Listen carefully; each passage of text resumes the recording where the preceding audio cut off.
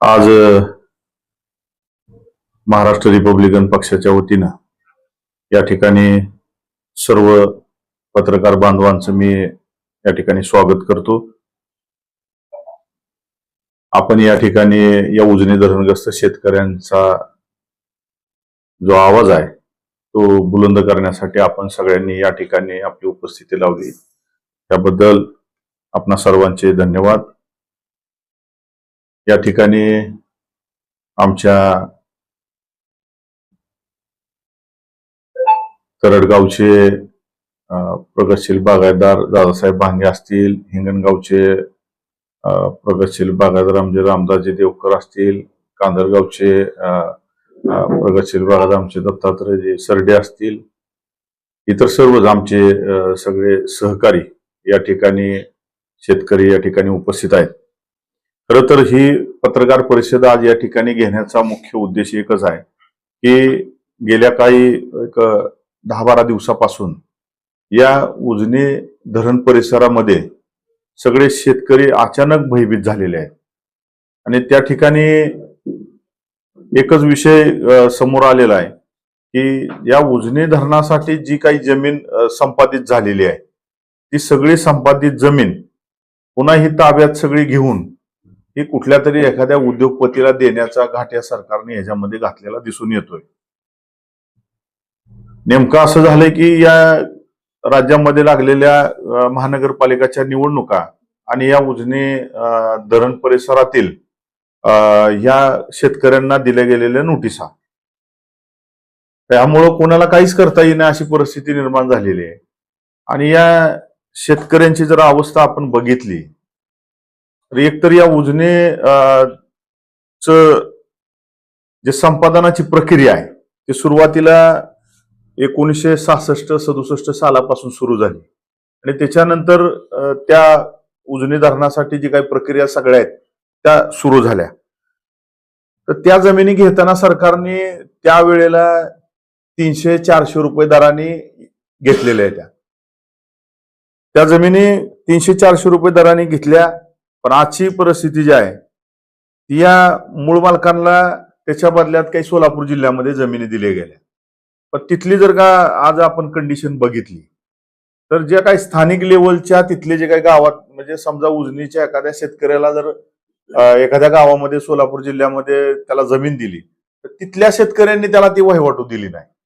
तिथल्या शेतकऱ्यांनी त्यांना रस्ते अडवले, पाणी अडवले आणि ह्या सगळ्या गोष्टींकडे शासनाने कधी लक्ष दिलं नाही। शेतकऱ्यांनी अनेक तक्रारी त्या ठिकाणच्या तहसीलदारांकडे केल्यात, जिल्हाधिकाऱ्यांकडे केल्यात, परंतु त्यांना कधी रस्ते मोकळे करून दिले नाहीत, त्यांना कधी पाण्याची व्यवस्था करून दिली नाही। काय तिथं म्हणजे ज्या काही सुविधा पाहिजेत त्या ठिकाणी पुरवल्या गेल्या नाहीत। म्हणजे त्या ठिकाणी शेवटी नाईलाजानं त्या शेतकऱ्यांना परवा आता मला आमच्या मिटिंगच्या दरम्यान एका शेतकऱ्याने असं सांगितलं की 12,000 त्यांनी भाऊ किती 4 एकर का 3 एकर जमीन 12,000 विकून आला। म्हणजे आज विचार करा की त्याला ती 12,004 म्हणजे किती त्याला दर मिळाला हे आपल्याला समजतंय। म्हणजे अशी अवस्था ह्या शेतकऱ्यांची उजनीच्या झालेली आहे। त्यानंतर जर आपण बघितलं तर त्याच्यामध्ये अजून हे जे उजनीचे जेवढे शेतकरी बाधित आहेत म्हणजे की त्या धरणासाठी ज्यांनी जमिनी दिल्या त्यातल्या अजून 30 ते 40% लोकांना त्याच्या बदल्यात जमिनी अजून मिळालेल्या नाही। म्हणजे हे पण तेवढं सत्य आहे की तिथं अजूनही ती त्या शेतकऱ्यांवरती अन्याय अजूनही झालेलाच आहे। त्यानंतर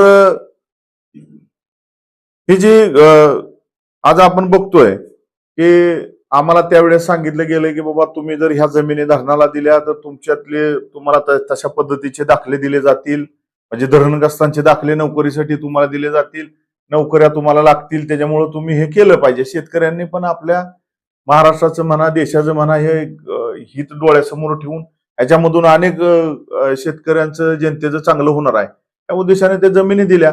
पण आज त्या किती शेतकऱ्यांच्या पोरांना नोकरी लागल्या हे शासनाने जाहीर करणं आवश्यक आहे।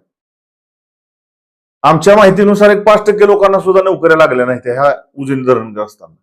मग नुसतंच तुम्ही ते दाखलं देऊन आम्हाला काय फायदा आहे त्या गोष्टीचा? ते नसतं दिलं तरी चाललं असतं। म्हणजे आज तुम्ही एका बाजूला बेघरपण करताय, एका बाजूला तुम्ही सक्षम तुम्हाला करतो म्हणताय, कुठल्याही सुविधा त्यांनी आजपर्यंत दिलेल्या नाहीत। आणि या उजनी धरणासाठी सगळ्यात महत्वाचा विषय आहे की हा जवळपास पुणे जिल्ह्यातली 81 गावं त्या ठिकाणी गेलेले आहेत. सोलापूर जिल्ह्यातली 33 गावं त्या ठिकाणी गेलेली आहेत. अहमदनगर मधील 8 आहेत. अशी जवळपास 121 गावं या उजनी धरणासाठी ह्यांनी त्याग केलेला आहे. ह्यांचा विचार कधी करणार आहे सरकार की एवढ्या मोठ्या संख्येनं गावाने त्या ठिकाणी त्यांना जमिनी दिल्या. जवळपास या प्रकल्प म्हणजे हा जो प्रकल्प आहे हा सुरू होताना जवळपास त्यावेळेची लोकसंख्या ही जवळपास 47,000 एवढी होती.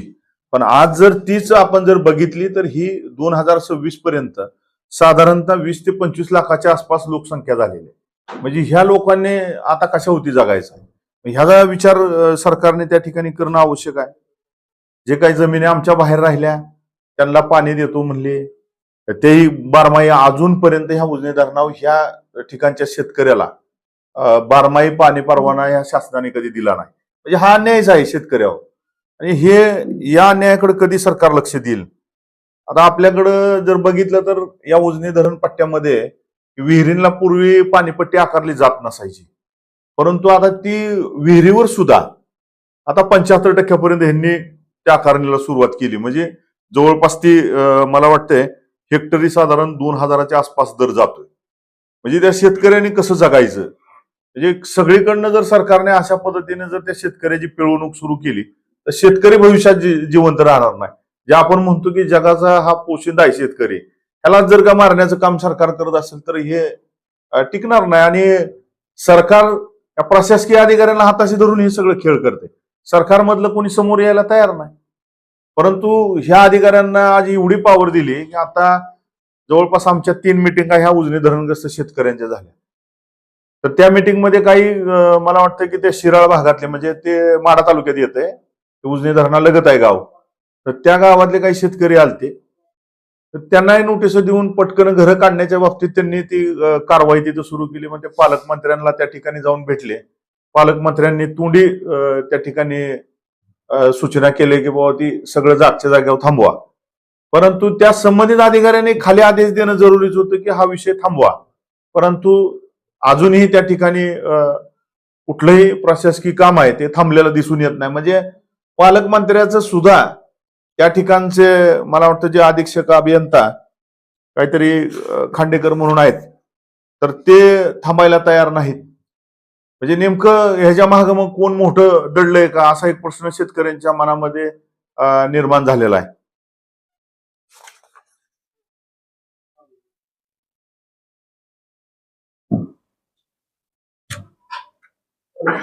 याच्यामध्ये या उजनी धरणावरती अनेक योजना सुरू झाल्या.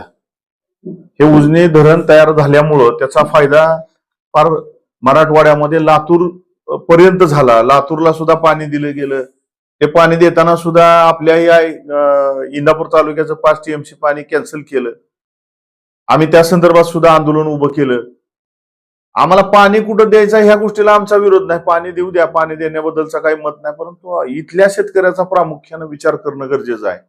म्हणजे इथं तुम्ही आमच्याकडनं विहिरीवर भिजवताय म्हणून तुम्हाला धरणातलं पाणी लागत नाही म्हणून लिहून घेताय शेतकऱ्यांकडनं. इकडं 75% पाण्यात तुम्ही पाणीपट्ट्याची वाढ करताय आणि ती पाणी राखीव आहे असं दाखवताय आणि बाहेर पाणी देताय. हे ह्या ठिकाणच्या या तिन्ही जिल्ह्यातील म्हणजे पुणे असेल, सोलापूर असेल आणि नगर असेल ह्या जिल्ह्यातील शेतकऱ्यांवरती मोठ्या प्रमाणावरती अन्याय या ठिकाणी सुरू झालेला आहे. आता हे जे नोटिसा वगैरे जे सुरू आहेत आम्ही ह्याची प्राथमिक चौकशी म्हणजे माहिती घेतलेली आहे. तर त्याच्यावरती त्यांचं असं धोरण आहे की बाबा म्हणजे BOT PPP म्हणजे असा एक त्यांचा तो जो विषय आहे की त्याच्या माध्यमातून त्या जमिनी एखाद्या उद्योगपतीला 100% द्यायच्या. ह्याच्यामध्ये ते काय करायचं आहे की धरण परिसर जो आहे त्या धरण परिसरामध्ये त्यांना पाण्यावरती जी सौर ऊर्जेचा प्लॅन्ट तो तरंगता तो एक त्या ठिकाणी उभा करायचा आहे. त्यानंतर पर्यटनासारखे काही त्यांचे विषय आहेत, जलपर्यटन वगैरे आहे, परत काही गार्डन हे आहे, असं त्यांचं काहीतरी धोरणं त्या ठिकाणी आखून सगळे तयार झालेले आहेत. म्हणजे असं दिसतंय कारण की ही प्रक्रिया एवढी फास्ट आहे की आपल्याला माहित आहे की आज जर का एखादा शेतकरी जर का शासनाकडे एखादी त्याच्या मला रस्ता पाहिजे, मला लाईट पाहिजे, मला पाणी पाहिजे अशी जर तक्रार केली तर अनेक वर्ष तो त्या सरकारी कार्यालयाचे उंबरटे झिजवत असतो, त्याला कधी न्याय मिळत नाही. पण ह्याच्यामध्ये असं दिसून येत आहे की 24 तास सगळी अधीक्षक अभियंतापासून ती कार्यकारी अभियंता असेल, शाखा अभियंता असेल, खालचे कर्मचारी असतील, ते 24 तास पळताना आम्हाला आता बघायला मिळते. हे जे एवढं फास्ट जी प्रक्रिया सुरू आहे ती कोणासाठी चालली ही अजून आम्हाला समजलं. कळाली की आम्ही त्याचंही नाव जाहीर करू. पण हे जे चुकीच्या पद्धतीनं जे शासनाने या ठिकाणी जे सुरू केलेलं आहे हे थांबवणं आवश्यक आहे. मध्यंतरीच मी उजनी धरणावरती एक 68 दिवसाचं आंदोलन त्या उजनी धरण परिसरातील शेतकऱ्यांसाठी केलं होतं. त्यामध्ये सुद्धा असंच होतं की तुम्ही जमीन कुठल्या प्रोव्हिजनसाठी घेतली, शासनाचे तशी परिपत्रक आहेत की ज्या प्रोव्हिजनसाठी तुम्ही जमीन ताब्यात घेताय त्याच प्रोव्हिजनसाठी आपण ती जमीन वापरली पाहिजे. तर ते तसं करताना दिसून येत नाही आपल्याला की म्हणजे त्यांनी, मला वाटतं एक परिपत्रक आपल्याकडे आहे की 27 ऑगस्ट 2014 निघालेला आहे.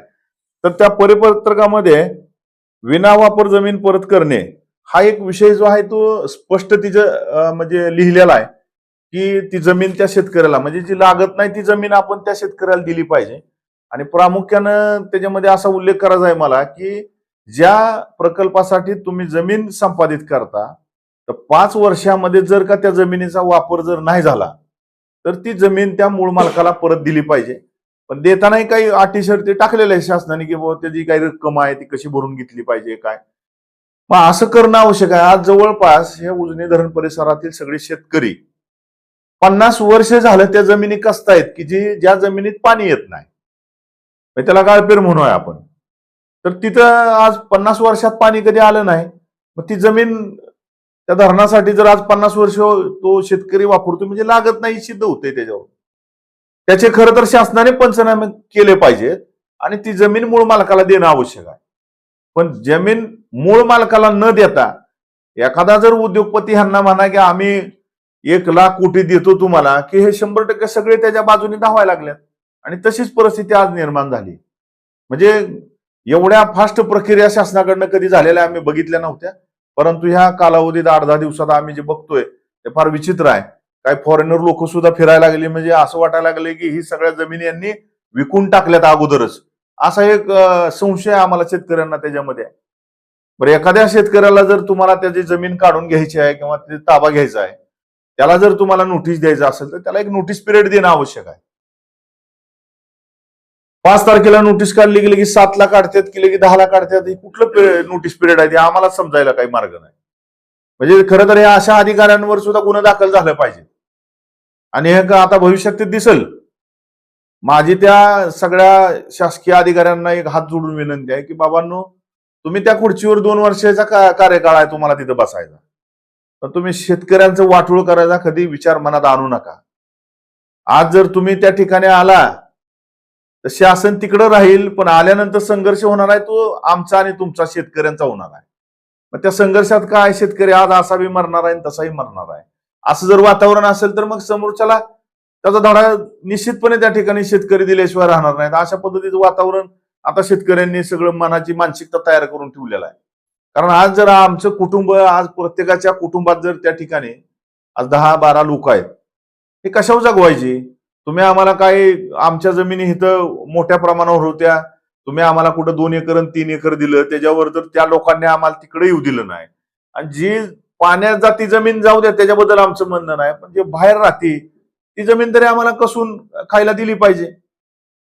आता माझं या आपल्या चॅनलच्या माध्यमातून एक सर्व या उजनी धरणग्रस्त शेतकऱ्यांना एक विनंती आहे की वेगवेगळ्या अफवा काही नेते लोक पसरवत आहेत की म्हणजे असं करू तसं करू, ह्याच्यामध्ये काय होणार नाही. ह्याच्यामध्ये जी गाळपेर जमीन आहे की धरण पूर्ण झाल्यानंतर आपल्याला ती वापरता येत नाही, पण धरणाचं पाणी जसं जसं कमी होईल तशी तशी त्यात एखादं गुरांसाठी आपल्याला चाऱ्यासाठी म्हणा मकाचं पीक घेता येतं किंवा कडवळ घेता येतं, ही तरी जमीन तुम्हाला आज वापरायला येते.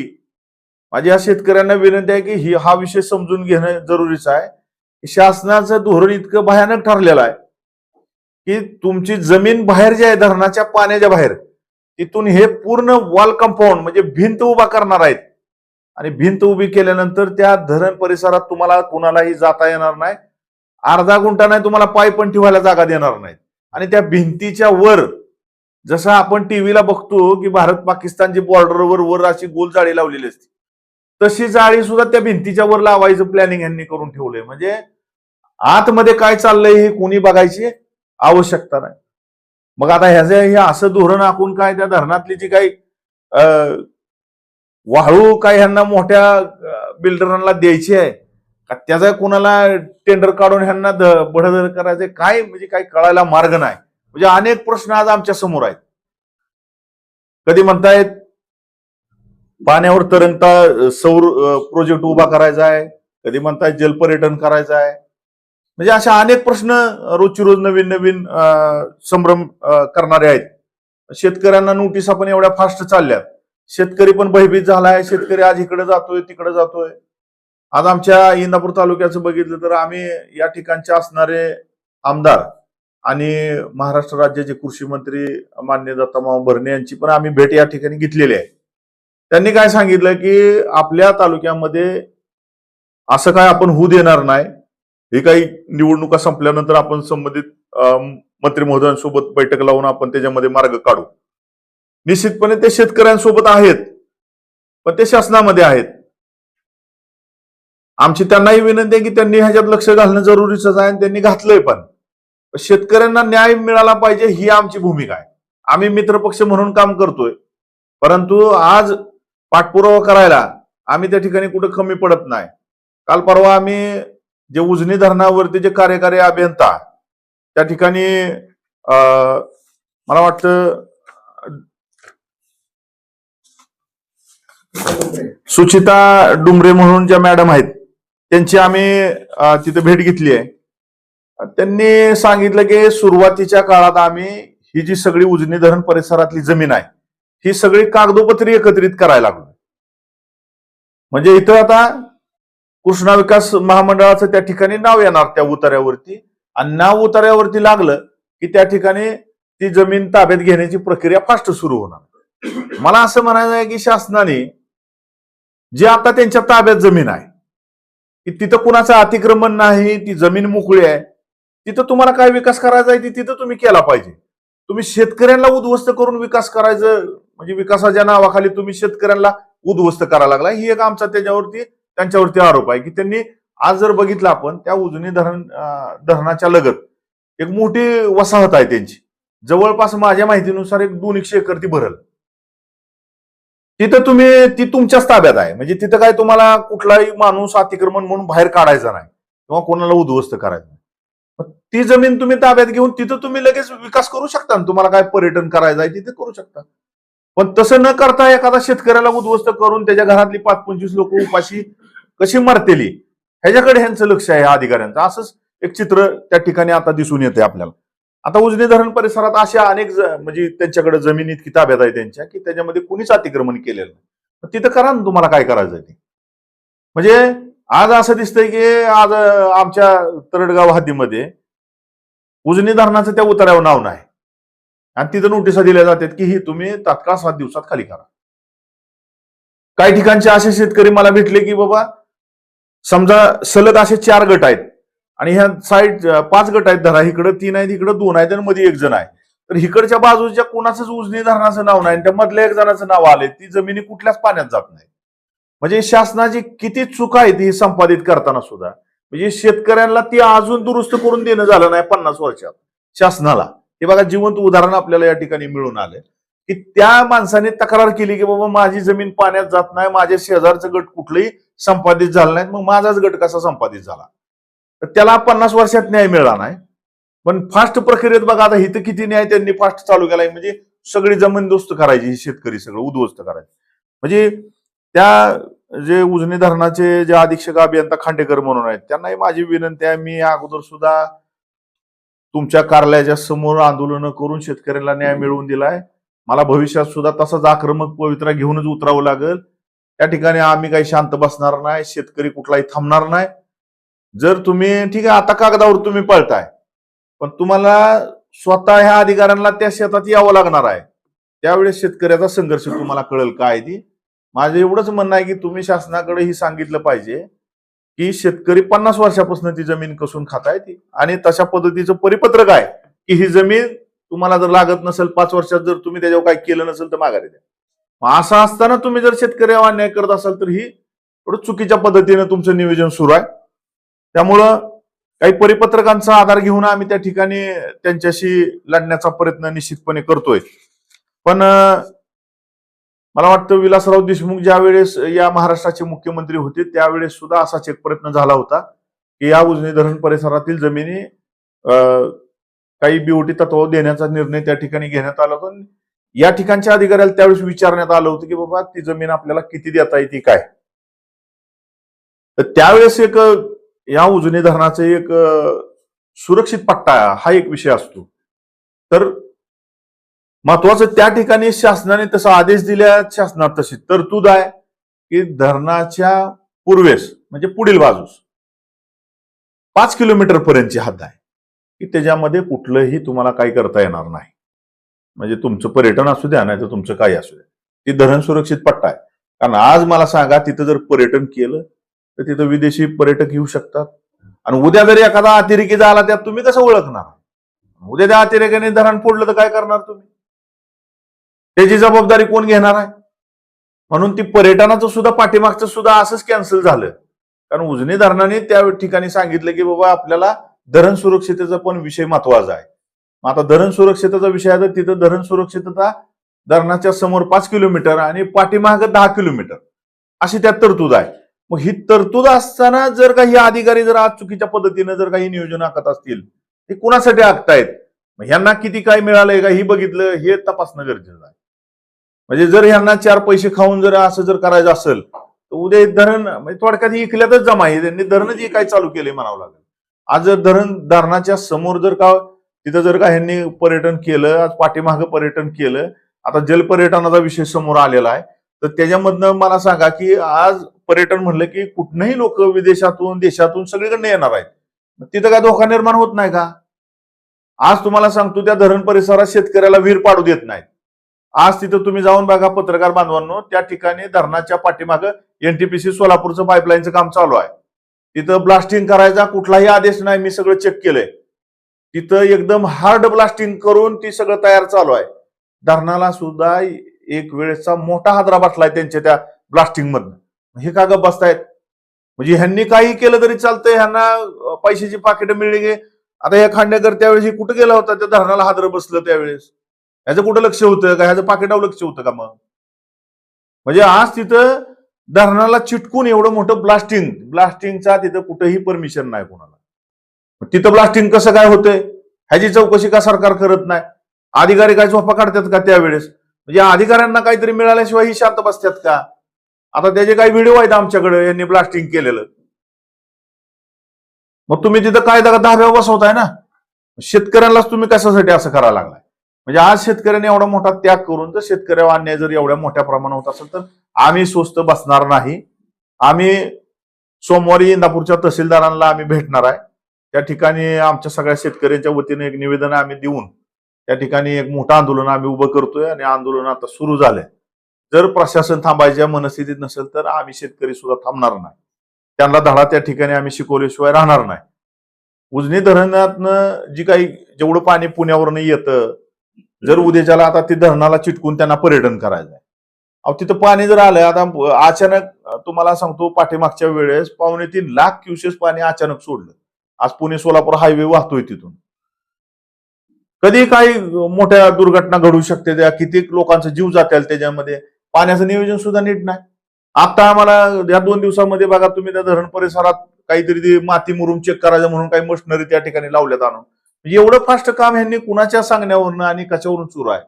आता याच्यामध्ये मला त्या कार्यकारी अभियंता मॅडमनी सांगितलं की मंत्री महोदयांचे आम्हाला आदेश आहेत, आणि तुम्हाला जर हे सगळं थांबवायचं असेल तर आपण त्या मंत्री महोदयांसोबत मीटिंग करणं आवश्यक आहे. आम्हाला जसे आदेश येत आहेत त्या पद्धतीने आम्ही काम करतोय. परंतु माझं सगळ्यांना सांगणं आहे, मंत्री महोदयांनाही माझी विनंती आहे की शेतकऱ्यांवर गदा आणू नका. शेतकऱ्यांना या ठिकाणी न्याय द्या.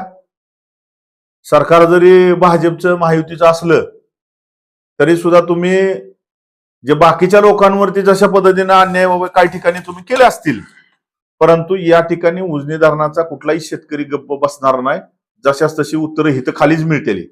उद्याच्याला आम्ही जर उद्ध्वस्त होणार असेल तर आम्ही समोरच्याला उद्ध्वस्त करू, अशा पद्धतीची भूमिका या ठिकाणी शेतकऱ्यांची ठरलेली आहे. कुठलाही शेतकरी या ठिकाणी मागं हटायला तयार नाही. 1 गुंठा सुद्धा ह्याला सरकारला ह्याच्यामधनं द्यायचा नाही, अशी सगळ्यांची भूमिका आहे. आज 50 वर्षापासून आम्ही ती जमीन वाटतोय. आमच्या सगळ्या कुटुंबाचा उदरनिर्वाह त्या जमिनीवर आहे. त्यामुळं आम्ही त्या ठिकाणी थांबणार नाही. आता कसं आहे की त्या ठिकाणी अनेक आता धरणग्रस्त च्या बैठकी होत आहेत. वेगवेगळ्या भागातनं वेगवेगळे नेते मंडळी निवेदन देत आहेत, बैठका घेत आहेत. हे सगळं सुरू आहे. माझी सगळ्यांना विनंती आहे की आपण धरणग्रस्त म्हणून एक सगळ्यांच्या माध्यमातून आपण एकत्रित येऊन एक मोठं जन आंदोलन या ठिकाणी उभं करून शासनाला या ठिकाणी आपल्याला दाखवून द्यावं लागेल की ह्या जमिनीवरती आमची अनेक कुटुंब आज अवलंबून आहेत आणि ती आपण उद्ध्वस्त करू नये. आणि म्हणून त्या ठिकाणी आम्ही सगळ्यांनी त्या ठिकाणी प्रयत्न आम्ही करतोय. परंतु शासनाने मला वाटतं आता चालू ह्याच्यामध्ये परिपत्रकात सुद्धा दुरुस्त केल्या की ती पर्यटनाला ज्यांना त्यांनी द्यायचं ठरवलंय. पूर्वी असं होतं की बाबा तिथं त्या ठिकाणी जे काही पर्यटन जर कुणी केलं, समजा बिवटी तत्व एखाद्याला दिलं, तर त्या ठिकाणी मद्य विक्री वगैरे कुणी करू नये. जर तसं काही निदर्शनात आलं शासनाच्या तर त्याचा परवाना रद्द केला जाईल. पण ती सुद्धा अट त्यांनी त्यातनं काढली, म्हणजे तिथं दारू प्यायला सुद्धा ह्यांनी परवानगी दिली. म्हणजे याचा अर्थ की ही जमीन ह्यांनी कुणाला तरी देण्याचं निश्चितपणे ठरवलेलं दिसतंय. परंतु आमच्या शेतकऱ्यांचा ह्याला 100% विरोध आहे. आम्ही त्या ठिकाणी कसल्याही परिस्थितीत ह्यांना मोजणीला सुद्धा येऊ देणार नाही, अशा पद्धतीची भूमिका आमच्या सगळ्या शेतकऱ्यांनी ठरवलेली आहे. आता संघर्ष आता हा आमचा सुरू झालेला आहे. म्हणजे की आम्ही सुरुवातीला ज्या आमच्या भावना आहेत ह्या पत्रकार परिषदेच्या माध्यमातून आम्ही शासनापर्यंत पोहोचवण्याचा प्रयत्न करतोय. आपल्या सगळ्या चॅनलच्या माध्यमातून त्यांच्यापर्यंत पोहोचल्या पाहिजेत ही एक अपेक्षा म्हणून आम्ही आज पत्रकार परिषद घेतली. पण ह्याच्या पुढे जाऊन आम्ही की लोकशाही मार्गाने संबंधित अधिकाऱ्यांना निवेदन देऊन त्या ठिकाणी वेगवेगळी आंदोलनं हे आम्ही आता सुरू करणार आहे. आम्ही आता थांबणार नाही. त्यामुळे शासनाने त्या ठिकाणी विचारपूर्वक निर्णय घ्यावा आणि संबंधित अधिकाऱ्यांनी तिकडून तुम्हाला पैसे मिळले असतील, पण आमच्याकडनं काय शेतकऱ्यांकडनं काय तुम्हाला मिळणार नाही. परंतु शेतकऱ्याचा आशीर्वाद मात्र तुमच्या कुटुंबाला निश्चितपणे मिळेल.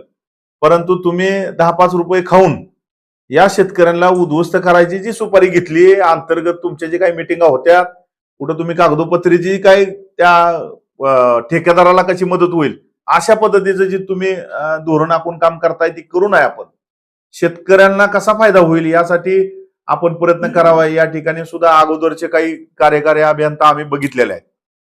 दाभाडे साहेब असतील, जोशी साहेब असतील, अतिशय शेतकऱ्यांना आमच्या मदत त्यांनी केलेली आहे. अशाच पद्धतीच्या अपेक्षा आपल्या शेतकऱ्यांकडनं म्हणजे शेतकऱ्यांना आपल्या अधिकाऱ्यांकडनं आहेत.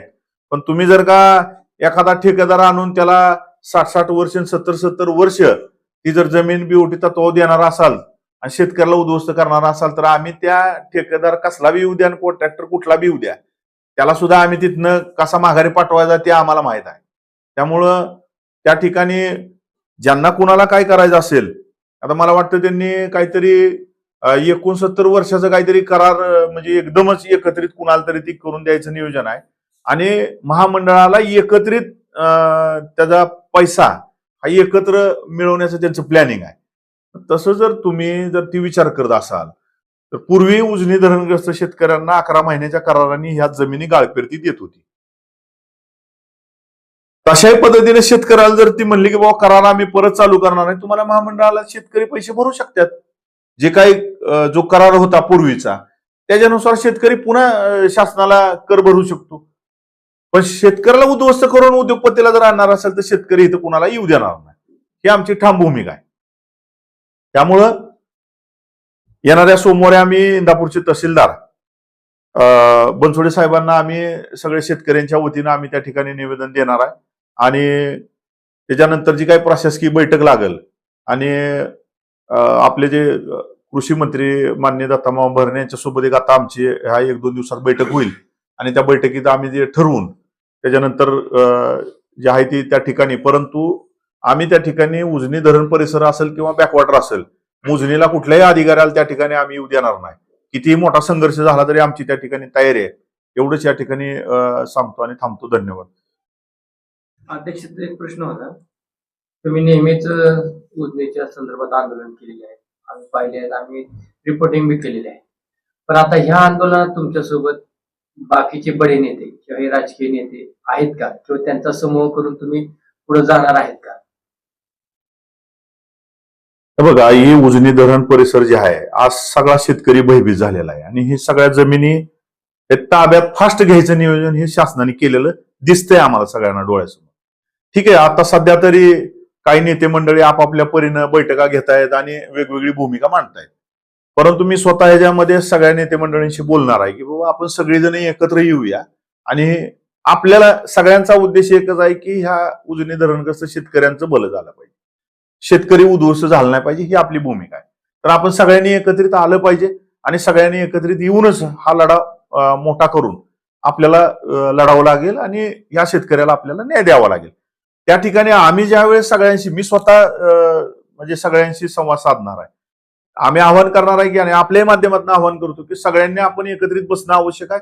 सगळ्यांनी एकत्रित येऊन आपण हा लढा उभा करून शेतकऱ्यांना न्याय द्यावा, ही माझी भूमिका आहे. आणि जे जे येतील सोबत त्यांना आपण सोबत घेऊन मोठं आंदोलन करायच्या तयारीत आहे आपण, आणि ते करणार आहे आपण.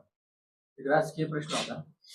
महानगरपालिका झाल्या, नगरपालिका झाल्या, पण तुमच्या पक्षाच्या वतीने निवडणूक लढवली गेलेली आहे. तुम्ही अजितदादांसोबत आहात, भरणेंसोबत आहात. येणाऱ्या जेडपी पंचायत समितीमध्ये तुमच्या पक्षाची भूमिका काय आहे? आमची गेल्या विधानसभेला राष्ट्रवादी काँग्रेस पार्टी अजितदादांच्या गटासोबत युती झाली आणि युती झाल्यानंतर तेव्हापासून आजपर्यंत आम्ही त्यांच्यासोबत अतिशय प्रामाणिकपणे तनमनधनाने आम्ही त्यांच्यासोबत काम करतो. कालच्या महानगरपालिकेला नगर परिषदेच्या निवडणुकांमध्ये आम्ही अजितदादांना भेटून त्या ठिकाणी आम्हालाही त्या ठिकाणी आमच्या काही उमेदवारांना संधी आपल्या माध्यमातून द्यावी अशी विनंती केलेली होती. परंतु आता काय पुणे शहर असेल, पिंपरी चिंचवड असेल, सोलापूर असेल, असं जवळपास आमच्या 22 ठिकाणी महानगरपालिकेचे मी तसं ते पत्र दिलेलं आहे त्यांना की आमचे उमेदवार इच्छुक आहेत, आपण आम्हाला संधी द्यावी अशी विनंती त्या ठिकाणी केली. परंतु थोडस प्रक्रिया लेट झाल्यामुळं त्या ठिकाणी काही पोचू शकलो नाही. परंतु त्यावेळेस आम्हाला आपण पुढं त्याच्यामध्ये हे करू म्हणून सांगितलं गेलं. परंतु आम्हाला जे आमचे इच्छुक उमेदवार होते त्यांनाही आम्हाला थांबवावं लागलं शेवटी. कारण युती आहे म्हणलं तर आपण विरोधात उमेदवार उभं करू शकत नाही, तो चुकीचा मेसेज जाईल. दादांनाही त्या संदर्भात मी 2 वेळा भेटलेलो, परंतु उमेदवारी काय आम्हाला त्या ठिकाणी मिळाली नाही. ठीक आहे, अजूनही त्यांना आता जिल्हा परिषद पंचायत समितीच्या तोंडावर एकदा भेटून जिल्हा परिषद पंचायत समितीच्या ह्याच्यामध्ये सुद्धा आता आपण बघताय की इंदापूर तालुक्यामध्ये महाराष्ट्र रिपब्लिकन पक्षाचं जाळं एक मोठं आहे आणि पक्षाचा मतदारही मोठ्या प्रमाणावरती या इंदापूर तालुक्यात आहे. दत्तामामांनाही मी ह्या संदर्भामध्ये भेटून चर्चा करणार आहे, कारण माझ्याकडे पण माझे पदाधिकारी काही इच्छुक आहेत जिल्हा परिषदेला, पंचायत समितीला, आणि चांगली मतं घेतील पण. म्हणजे असे उमेदवार माझ्याकडे असल्यामुळं आता आमची काल परवा चर्चा झालेली आहे. इच्छुक आमच्याकडे बी भरपूर आहेत. आता मामांशी चर्चा करून बघूया आपण काय मामांच्या बोलण्यातनं काय येतंय काय नाही. आता युती म्हणल्यानंतर आपण त्यांच्या विरोधात उमेदवार तर उभं करू शकत नाही. एकत्रित चर्चा करून त्याच्यातून काही तोडगा काढता येईल आपल्याला.